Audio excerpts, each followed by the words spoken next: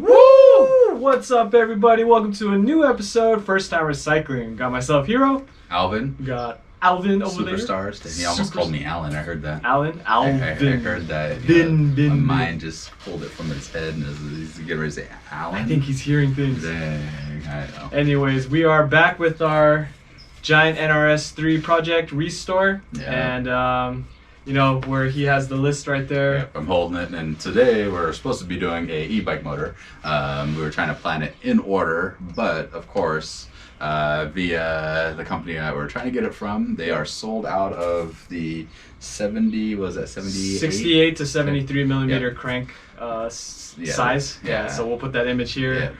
Yeah. And it says out of order for that crank size, so we are going to have to wait until it's in stock. Yeah. So it sucks. Yeah, it does, because I was excited to put that on. Yeah. But anyways, fly up the hill. On our last episode, we did mention that we need brake shoes done, so we went to the store, our local bike shop, and got some brake shoes for the car.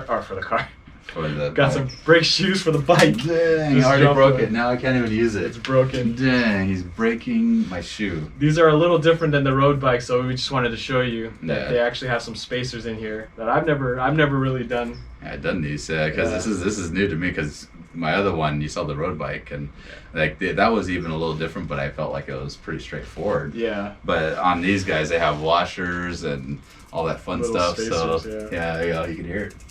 So yeah, and then they also feel really grippy, so he'll be able to stop. So it might be okay for us to ride once we put them on. But another thing that we noticed on our test ride was the crank that we put on this bike from the stump jumper. It has a little play, so we need to find a spacer or a shim to put in between the cranks so it doesn't slide left and right. So that's why we haven't taken it out yet. We really want to take it out and just I'm pretty sure it'll be fine, but I don't want to be trying to shift, and if it moves just enough and it's not shifting properly, it'll mess with the drivetrain. Yeah, so that means we'll have to go through all of this again, set it back up probably. Yeah. But I don't know.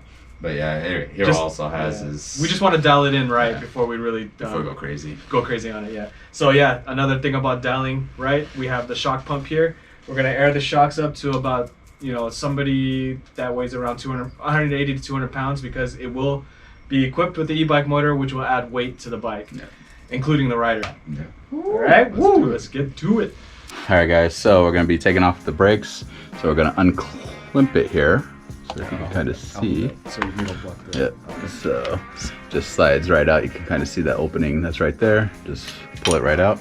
Bam. I have my Allen here, and we're going to release this guy here. And boom, that was easy. Look at that. Dang. And it's off. So if you can, just try to remember what spacers or how many spacers you had. So right now this looks like there's 3 total on that side, and there's 3 total on this side. No, 2. 2. Yeah. One big one and one curved one. Okay, so boom. That was easy. Hero's gonna do the other side there. And right now what I'm doing, guys, is I'm trying to line it up before I fully tighten it down. I'll hold the tire. Okay. And so I don't want it to ride anywhere near the tire, but I want it fully on the rim. So right now it looks like I have it straight front and back, nicely lined up. Oh, still turned a little bit.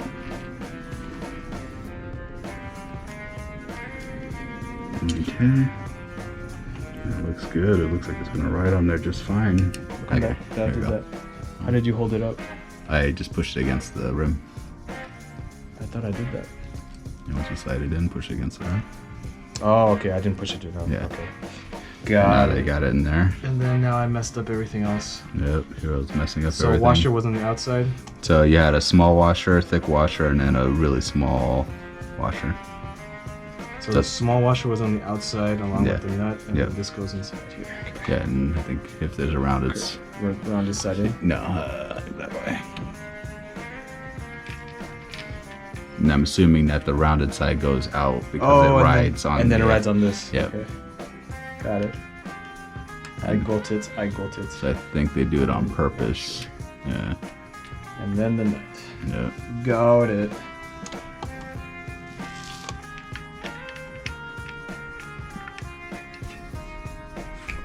Cool, it's retracting. Yeah. Feels good. All right, so we're gonna do the same thing on the rear. It's exactly the same as the front, so we'll get to that now. Yeah, just...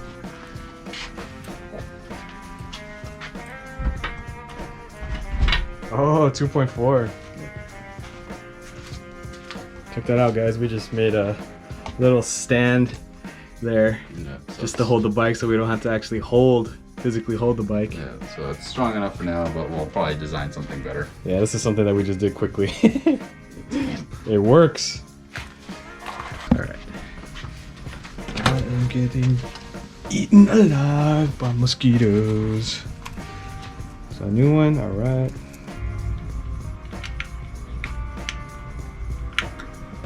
Look at that. Oh, I thought that was a mosquito. Break. Whoa, whoa. Yeah, success. So you see here, we're onto the shocks now. This is positive air, this is negative air. This is like a dual chamber system, which we need to figure out how to do.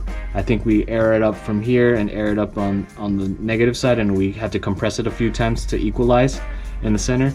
The fork here has a recommendation for whatever weight you are and what pressure to run it at. So that's what we're going to be following for the front. So yeah, let us take a few moments to research what PSI we're supposed to be setting these at, these dual chambers, and we'll get back. We were searching online on this shock for recommended weight, and they recommend 150 up top and 140 on the rear for the kind of riding that we're doing. So that's what we're going to do right now. Hero filled the top first, then the bottom wouldn't hold air, so we had to compress it up and down. We released the air on the top, filled a little bit on the bottom, filled a little more on the top, and got it up to 140 on top after we were kind of going back and forth. And then we filled the bottom to 150. The top valve is right on top here. Got a fork. Yep, and it's only positive if I'm correct on this one. Yeah, it only says positive. And then this is the rebound setting, I think. Rebound's on the other side.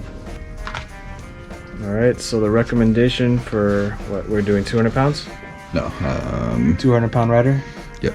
So between 81 and 90, so we can go 85? Yeah.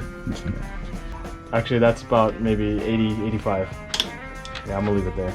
That feels pretty good. Only way to really tell is to actually ride it. Yeah.